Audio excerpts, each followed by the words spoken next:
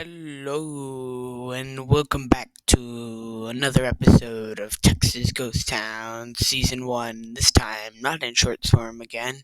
And today we will be discussing the old settlement of Albuquerque, Texas. Not to be confused with Albuquerque, New Mexico, though.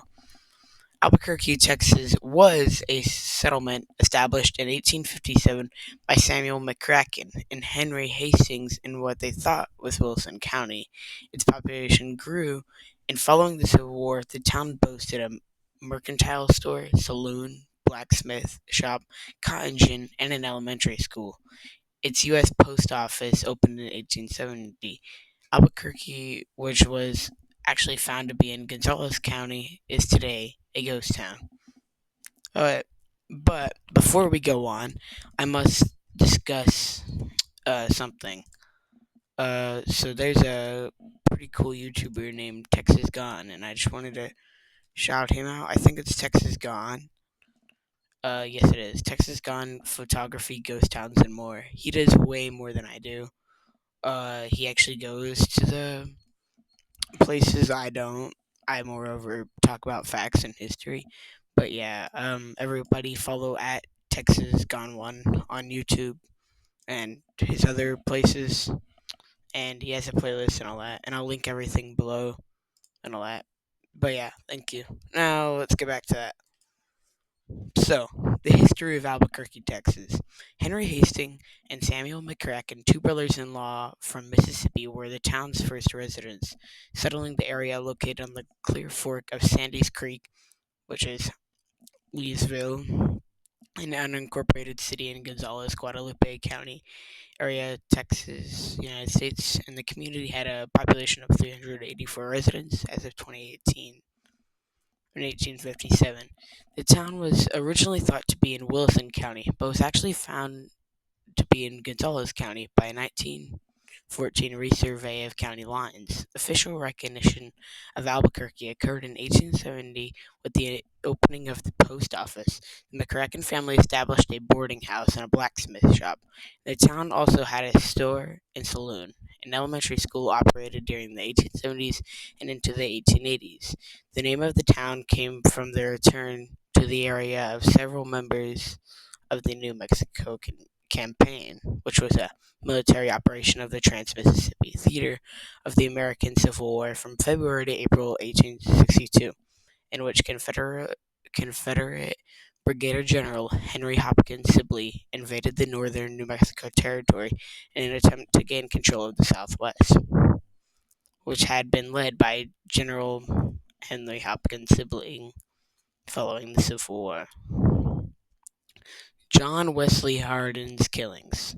Now, I plan to go deeper into John Wesley Hardin later on because I think I'm going to do a Old West Texas Outlaw series after season 1, which is the season we're on right now. But I will go over this shortly and quickly. The first of Hardin's fatal actions in town was the killing of a black Texas special policeman, which was a Texas State Police Reconstruction era type force, and it was to combat crime statewide in Texas. And the name of this special Texas policeman, Private Paramore Green. The killing occurred in October 1871 when Green and a private John Lackey confronted Hardin at a mercantile store in Albuquerque with the intent to arrest him.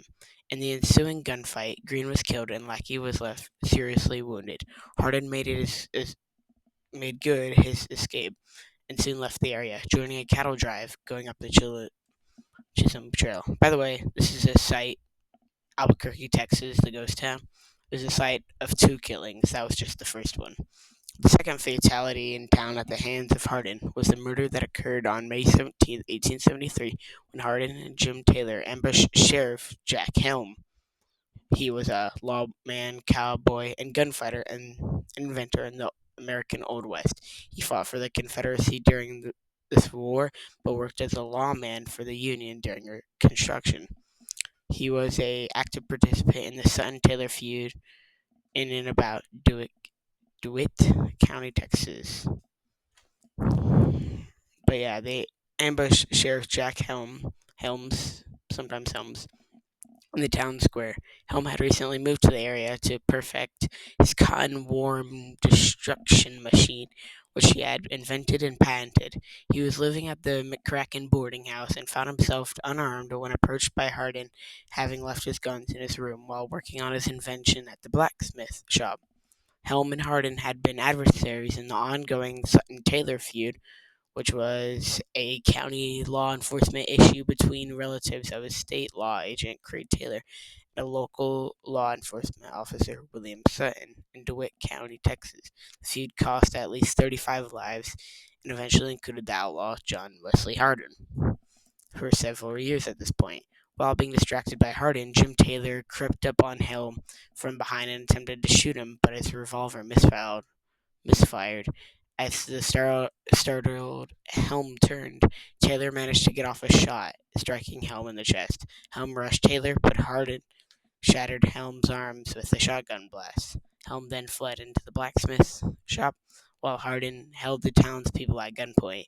Taylor chased down Helm, unloading the remaining 5 bullets into his head. Wow, this is horrifying. As Hardin and Taylor mounted their horses and prepared to ride away, witnesses reportedly heard them boast that they had accomplished what they had set out to do. Decline and abandonment. The final story of Albuquerque.